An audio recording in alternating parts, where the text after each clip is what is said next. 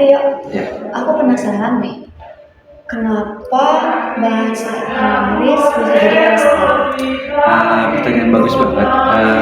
Sejarah bahasa Inggris itu panjang sama menarik. Awalnya bahasa Inggris itu berasal dari bahasa Jermanik yang dibawa oleh suku-suku Jermanik seperti Angles, Saxon, dan Jutes ke Inggris pada abad kelima. Terus bahasa ini dikenal dengan bahasa Inggris kuno. Hmm, bahasa Inggris kuno, kayak gimana? Bahasa Inggris kuno itu kayak berbeda banget dari bahasa Inggris yang kita kenal sekarang. Kata-katanya lebih mirip bahasa Jerman dan banyak terpengaruh juga bahasa Latin karena bangsa Romawi. Terus ada contoh misalnya kata shining yang berarti king dalam bahasa Inggris modern. Jadi nggak kayak bahasa Inggris sekarang ya? Iya, jauh berbeda. Terus setelah invasi Viking pada abad ke-9, bahasa Inggris kuno mulai dipengaruhi oleh bahasa Norse atau bahasa Nordik.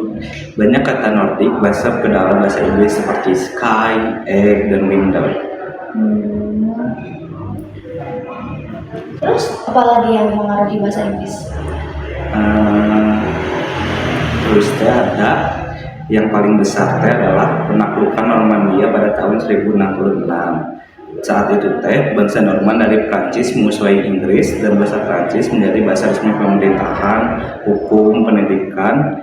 Akibatnya banyak kosakata dari Prancis yang masuk ke bahasa Inggris, terutama kata-kata yang berkaitan dengan hukum politik, seni seperti court, government, dan art. Jadi itu kenapa bahasa Inggris tuh ada yang mirip-mirip sama Prancis ya? Iya, betul banget. Setelah periode itu, bahasa Inggris berkembang menjadi apa yang disebut bahasa Inggris pertengahan. Salah satu karya terkenal di abad pertengahan ini atau bahasa Inggris pertengahan ini adalah karya The Canterbury, karya Geoffrey Chaucer. Iya, aku juga pernah dengar tentang itu. Oh iya. Jadi waktu itu di abad ke-15 ada perubahan besar. Nah, jadi ada dua faktor penting dari perubahan itu teh. Nah, yang pertama ada the Great Vowel Shift. Jadi perubahan ini tuh dari pengaruhnya ke pengucapan vokal bahasa Inggris gitu kayak contohnya kata time. Nah dulu itu bukan time bacanya tapi tim. Terus yang kedua ada percetakan buku. Nah setelah mesin cetak buku itu ditemukan oleh Johannes Gutenberg, nah buku-buku mulai diproduksi secara massal. Kayak kamus, kata bahasa itu udah mulai dibukukan. Jadi bahasa Inggrisnya semuanya jadinya lebih seragam gitu, jadinya barengan semuanya sama.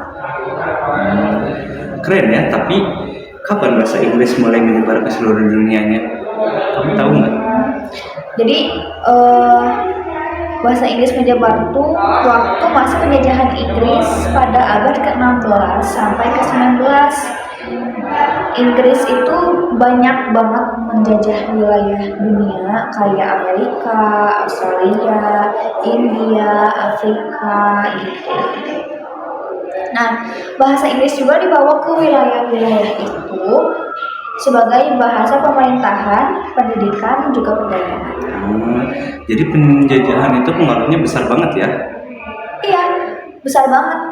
Nah, setelah itu ke abad yang 20, pengaruh Amerika Serikat juga memperluas penggunaan bahasa Inggris yang melalui budaya, pop, teknologi, juga ekonomi.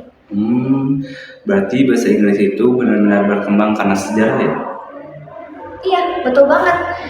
Dari bahasa kecil yang dipakai di satu pulau kecil, bahasa Inggris sekarang jadi bahasa internasional di seluruh dunia. Unik banget ya ceritanya. Ngomong-ngomong, ada peristiwa lain yang ikut membentuk bahasa Inggris nggak? Setahu aku tuh ada peristiwa kayak reformasi Protestan sama revolusi industri. Keduanya tuh membuat bahasa Inggris makin kaya dengan kosakata baru, terutama istilah agama dan teknologi. Hmm, menarik banget ya ceritanya. Iya, Makasih ya udah berbagi. ya.